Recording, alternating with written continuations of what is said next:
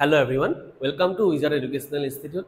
আমি আজি এনে এজন ব্যক্তিৰ কথা আলোচনা কৰিবলৈ লৈছো যিজন ব্যক্তি আছিল প্ৰতাপ সিংহৰ ৰাজত্ব কালত আটাইতকৈ গুৰুত্বপূৰ্ণ পদবীত থকা ব্যক্তি। তেওঁ আইন কোনো নহয়, তেওঁ হৈছে মোমাই তামুলী বৰবৰুৱা। মোমাই তামুলী বৰবৰুৱাৰ প্ৰকৃত পৰিচয় আমি যদি জানিব লগা হয়, তেওঁৰ প্ৰকৃত নাম আছিল হুকতি আৰু তেওঁ এঘৰ মানুহত কাম কৰা মানুহ হিচাপে আছিল। আৰু যি ঘৰ মানুহত তেওঁ কাম কৰা মানুহ হিচাপে আছিল, সেই মানুহ ঘৰৰ যিখন তামোল বাৰী আছিল, তামোল বাৰীখন তেওঁ খুব সুন্দৰকৈ সজাই ৰাখিছিল। এবাৰ আহোম স্বৰ্গদেউ সেইফালে পাৰ হৈ যাওঁতে এখন আটক ধুনীয়া তামোল বাৰী দেখিছিল আৰু এই তামোল বাৰী কোনে এনেকৈ ৰাখিছে তেওঁ তাৰ অনুসন্ধান কৰি গম পাইছিল যে হুকতি নামৰ এজন ব্যক্তিয়ে এই তামোল বাৰীখন এনেকৈ সুন্দৰকৈ ৰাখিছে। গতিকে তেওঁ কি কৰা হ'ল, তেওঁ সেই মানুহ ঘৰৰ পৰা আনি ৰজাৰ যিখন তামোল বাৰী আছিল সেই তামোল বাৰীখন পৰিচালনাৰ দায়িত্ব প্ৰদান কৰা হৈছিল আৰু তেতিয়াৰ পৰা তেওঁৰ এটা নাম হৈ পৰিছিল তামুলী। তাৰ পিছত তেওঁ প্ৰশাসনিক দক্ষতাৰ কাৰণে এটাৰ পিছত এটাকৈ পদবীত তেওঁ উপনীত হৈছিল আৰু উপনীত হৈ অৱশেষত তেওঁ আহোমসকলৰ প্ৰথমজন বৰবৰুৱা হৈছিল। এতিয়া আমি যদি চাওঁ বৰবৰুৱা হিচাপে মোমাই তামুলী বৰবৰুৱাৰ অৱদান কি আৰু তথা বৰবৰুৱা হিচাপে মোমাই তামুলী বৰবৰুৱা কিমান দূৰ সফল আছিল।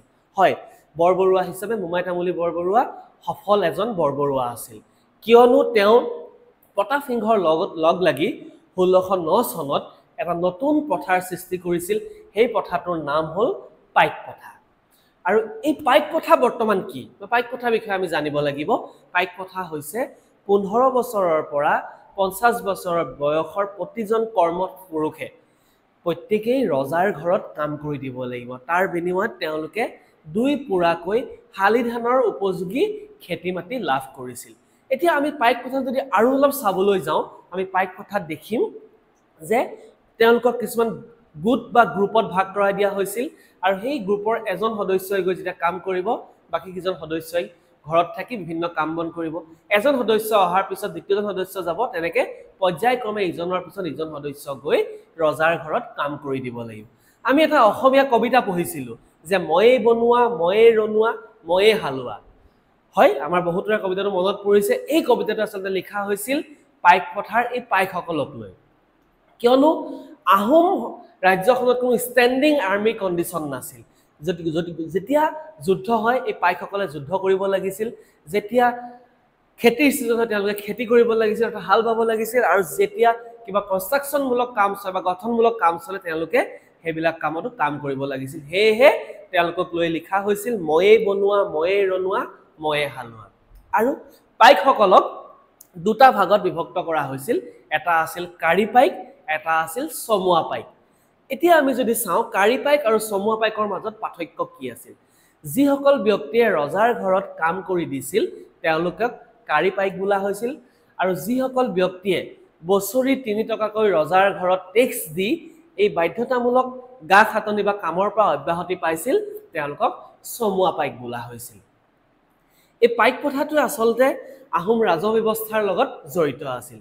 তেওঁ প্ৰতাপ সিংহৰ লগ লাগি আৰু এটা নতুন প্ৰথা সৃষ্টি কৰিছিল, সেইটো আছিল পচা প্ৰথা। এতিয়া পচা প্ৰথা কি?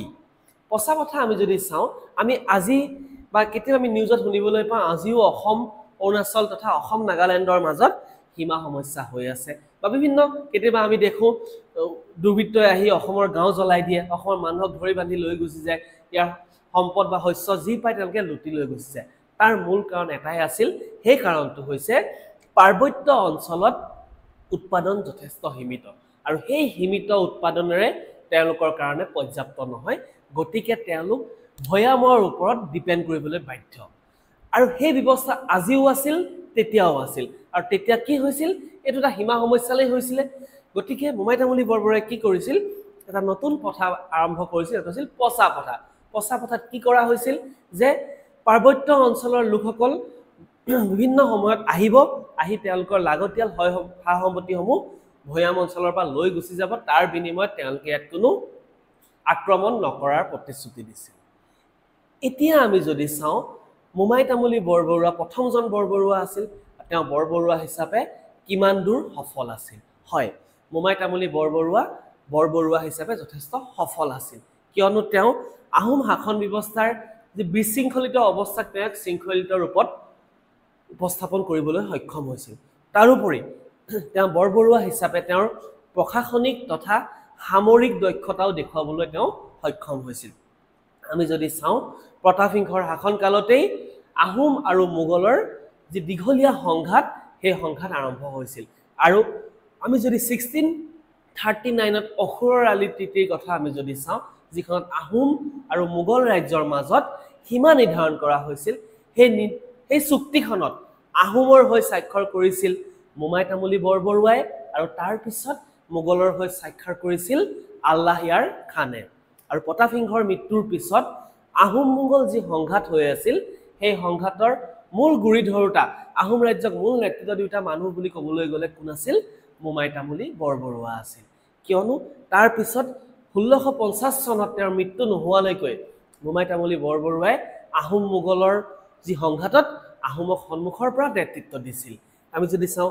1642ত যি সংঘাত হৈছিল 1643ত যি সংঘাত হৈছিল সেই সংঘাতসমূহত তেওঁ আহোমক সন্মুখৰ পৰা নেতৃত্ব দিছিল আৰু তেওঁৰ আৰু এটা অৱদান মানিব লাগিব যে তেওঁ পুত্ৰ লাচিত বৰফুকন এতিয়া হয়তো আমাৰ বহুতৰ মাজত এটা কোৱেশ্চন হৈছে যে দেউতাকৰ নাম কি আছিল বৰবৰুৱা মোমাই তামুলী বৰবৰুৱা আৰু পুতেক হৈছে লাচিত বৰফুকন হয়নে হয় কিন্তু আহোম শাসনকালত যিসমূহ উপাধি দিয়া হৈছিল সেই উপাধিসমূহ তেওঁলোকে যি পদবীত আছিল সেই পদবীৰ মতে দিয়া হৈছিল গতিকে মোমাই তামুলী বৰবৰুৱা হৈছিল ঠিক তেনেকৈ লাচিত বৰফুকন হৈছিল তাৰোপৰি মোমাই তামুলী বৰবৰুৱাৰ যি বিচক্ষণতা অনস্বীকাৰ্য এজন সাধাৰণ কাম কৰা মানুহৰ পৰা আহি তেওঁ কি হৈছিল আহোমসকলৰ প্ৰথমজন বৰবৰুৱা হৈছিল তাৰোপৰি বৰবৰুৱা হৈয়ে তেওঁৰ নিজৰ প্ৰশাসনিক দক্ষতা দেখুৱাবলৈ সক্ষম হৈছিল